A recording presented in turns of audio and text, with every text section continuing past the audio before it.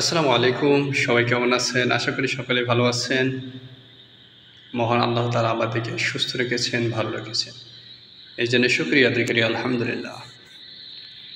এই শুকরিয়া আদায় করে কি শেষ করা যাবে? অসম্ভব। মহান রব্বুল আলামিনের শুকরিয়া আদায় করে তো কোনোদিনই শেষ করা যাবে না। কারণ তিনি যে আমাদেরকে নেয়ামত দিয়েছেন, সেই নেয়ামতের কৃতজ্ঞতা কোনোদিনই স্বীকার করা যাবে না, শেষ করা যাবে না। কৃতজ্ঞতা স্বীকার করতে হবে, কিন্তু এর শুকরিয়া আদায় করে কিন্তু শেষ করা যাবে না। কারণ প্রত্যেকটা নিঃশ্বাসেই কিন্তু আমরা মহান রব্বুল আলামিনের নেয়ামত ভোগ করতেছি। এই নেয়ামতের শুকরিয়া তো কিয়ামত পর্যন্ত সেজদা করলে কিন্তু শেষ হবে না। কত বড় নেয়ামত তাহলে! সুবহানাল্লাহ। তিনি যে আমাদেরকে সুস্থ রেখেছেন, এটা তো অনেক বড় নেয়ামত। কত লোক হসপিটালে, কত লোক হাত নাই পা নাই, কত লোক কিন্তু অসুস্থ হয়ে কাতরাচ্ছে হাসপাতালে।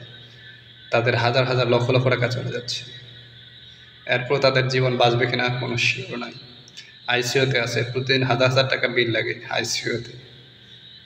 আর মহান রব্বুল আলামিন আমাদেরকে সুস্থ রেখেছেন, এটা তো অনেক বড় নেয়ামত আলহামদুলিল্লাহ।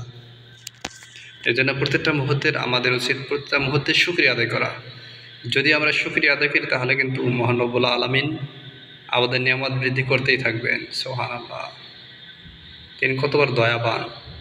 আমরা কত অপরাধ, কত গুনাহ করতেছি, এরপরও তিনি কিন্তু আমাদেরকে সুস্থ রেখেছেন, ভালো রেখেছেন। এটা অনেক বড় নিয়ামত না?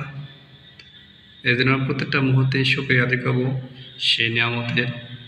তিনি যে আমাদেরকে সুস্থ রেখেছেন, ভালো রেখেছেন, এই জন্য সবসময় আমাদের আলহামদুলিল্লাহ শুকরিয়া আদায় করবো। মুখে শুকরিয়া আদায় করবো এবং কর্মে এটা ঘটানোর চেষ্টা করবো। কর্মে দেখাবো যে আল্লাহ, আমি তোমার গোলাম, তোমার বান্দা। কারণ তার কাছেই ফিরে যেতে হবে আমাদেরকে। তিনি ছাড়া কিন্তু কোনো উপায় নেই। কারণ সবসময় তার মুখাপেক্ষী আমরা বেপরোয়া হয়ে কোনো লাভ নেই। কারণ আমরা নগণ্য এক গোলাম। মহান রব্বুল আলামিন সৃষ্টি করেছেন আমাদেরকে গোলামের জন্য, তার দাসত্বের জন্য। আমরা যাতে তার হুকুম পুরা করি, তার হুকুম পুরা করলে কিন্তু আমাদেরই লাভ হবে, আমাদেরই লাভ। মহান রব্বুল আলামিনের বিন্দুমাত্র কিন্তু লাভ নেই। আমরা যে তার হুকুম পুরা করি, মহান রব্বুল আলামিনের কিন্তু বিন্দুমাত্র লাভ নেই। এটা আমাদেরই লাভ, আমাদের উপকার হবে। তিনি খুশি হবেন মহান রব্বুল আলামিন, কারণ তিনি আমাদের মনিব। তিনি কত ভালো, তিনি এত ভালো যে আমরা বারবার অপরাধ করি, এরপর তিনি কিন্তু ক্ষমা করে দেন। আপনি দুনিয়াতে একটা অপরাধ করেন বড় ধরনের, এটা কিন্তু আপনার ক্ষমা নেই, যে কোনো সময় পুলিশ এসে ধরে নিয়ে যাবে আপনাকে।